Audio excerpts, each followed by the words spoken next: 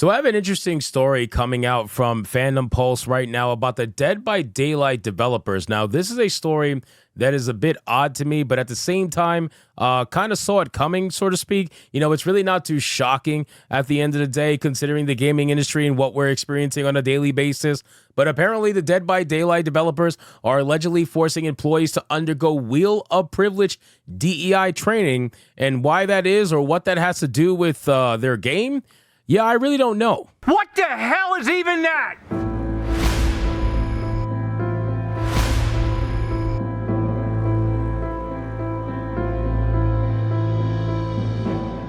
I think it's fair to say that the DEI training really doesn't have to do with anything about the game, and more so about indoctrinating employees to make sure that they know they have to bend the knee to the ideology, otherwise they're going to be out. You know, anytime they do these forced DEI trainings is to try to see how many people they can indoctrinate, and then that way they can kind of, cherry pick who's not able to be indoctrinated, and then slowly but surely work them out so that way they have an entire workforce of ideological psychopaths. Let's get into this article, guys, from Phantom Polls, but of course, before we do, if you are new here, just consider hitting that subscribe button. I would greatly appreciate it, and like the video to push us out into that YouTube algorithm. And again, guys, my voice is completely shot. Just give you an FYI, I do know I sound terrible, but the work must go on. So Dead by Daylight developer Behavior Interactive is alleged to have forced its employees to undergo Wheel of Privilege DEI training. Now, whatever the hell Wheel of Privilege is, I have no idea. First time I've ever hearing about Wheel of Privilege. I've heard about other DEI training courses and whatnot, especially when it comes to like companies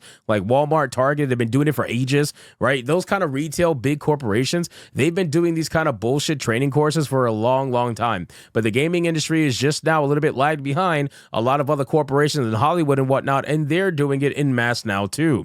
Shia Reichik, who runs the Libs of TikTok account on X, posted the following: Behavior, a large video game company in Montreal, Canada, made employees undergo DEI training, which includes a Wheel of Privilege teaching that black people and fat people are oppressed. Wow. So now we're just throwing in fatties in there. This is absolutely insane. Yeah. So, okay. So this, what the hell is this? What is this? Hold on. I'm trying to unpack this. So we got power in the middle, and then we got marginalized on the sides here. So everybody on the outer edge apparently is marginalized. Am I understanding this right? I don't even know what the hell this even means. Hold on. Marginalized as undocumented. Oh, so illegal immigrants are marginalized. Wow, interesting. Skin color, dark. Citizenship, document. Oh, I see. Okay, so here's an example. So you have power in the middle, right? The least marginalized is citizens. Wow. American citizens, the least marginalized. Yeah, in their own country, obviously. Then you have documented, which is people who came in legally. They're not as marginalized as undocumented, but they're not as privileged as citizens. And then at the end here, you have undocumented illegal immigrants. They are fully marginalized, and we need to feel bad for them, apparently. It's so unbelievably stupid. Look, you have here with gender. Cisgender men, the most powerful. Cisgender women, a step behind cisgender men. Who's marginalized? Trans, intersex, and non-binary. Basically, everybody else who's mentally ill. So, okay, so I get it. I get this wheel. I got it. Okay.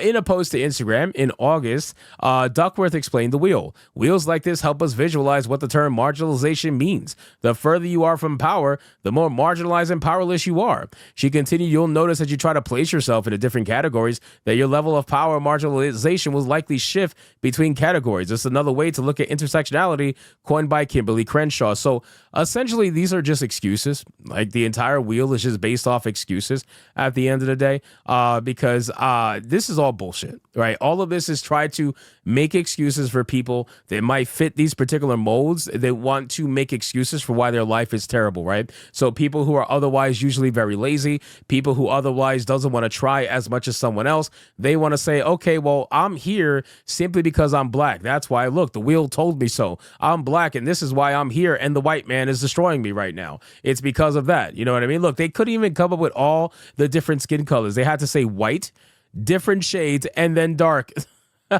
So you got light skin privilege. Okay, of course.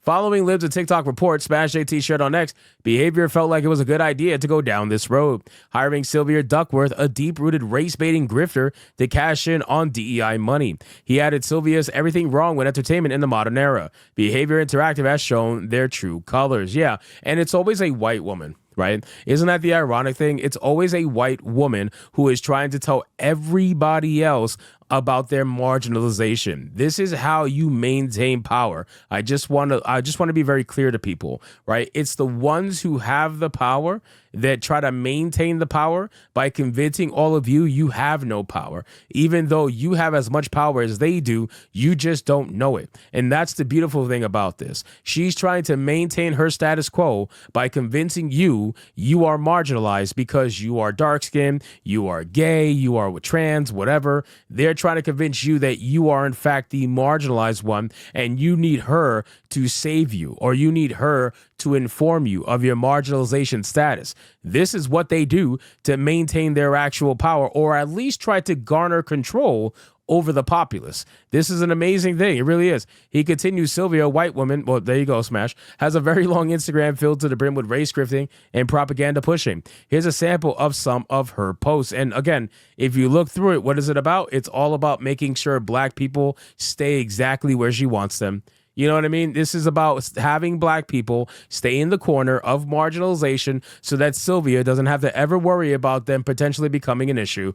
That's all it is. But it doesn't stop there, he added. She also posts about promoting trans ideologies and pushes books on trans for children. Takes a special kind of fuckery to go with this extreme. Here's just a few examples from a long list. Is anybody surprised by this, though? Anytime you have this level of virtue signaling, chances are they're going to be down with pushing these things to children, right? Because the earlier you can get to kids, the easier you're going to be able to indoctrinate them. This is the ideology that they have about children, right? So this is why they constantly target children, because they know that. They know that if they could get them young, the chances are they're going to have a victim for life. They're going to have people who are going to be for this ideology before they even get to college, right? Imagine the beautiful progressive like mindset of a person that they were going to be able to create if they are able to indoctrinate them before they even get to college. Because college is meant to indoctrinate people to be little activists and to be little progressive, shills and whatnot. That's what college is for 9 times out of 10. So can you imagine if you are already that before you even get to college, you'll become a Super Saiyan progressive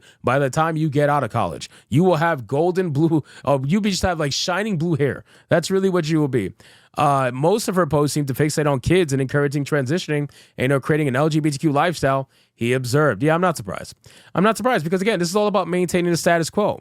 This is about also shilling and virtue signaling to maintain her own pockets. This is literal grifting. Finally, he concluded, I could go on pointing out a seemingly endless amount of creepy child-focused posts. But point here is I don't care how many credentials you have. Common sense screams you belong in a padded room with this shit, not promoted to educate others in the workforce. Absolutely shameful. Well, again, ladies and gentlemen, Sylvia seems to be the kind of person that is all for the virtue signal, and they're going to constantly try to virtue signal in order to ensure that their status quo stays exactly where they want. People like Sylvia do not want black people, Spanish people, or anybody other than themselves to get anywhere close to the top. They just don't want it. And the best way to convince them of that is not to keep them down or to yell at them or to curse them out. It's to actually make them believe that you're on their side. And then while you have them believing you're on their side, try to convince them that they are marginalized and they need you in order to speak for them. It's a glorious grift, but it is a grift at the end of the day. So anyway, guys, thank you so much for watching this video. Hope you did enjoy, and if you did, consider leaving me a subscribe. I would greatly appreciate if you get to like the video, comment, let me know what you thought, and I'll see you guys on the next one. Hypnotic out.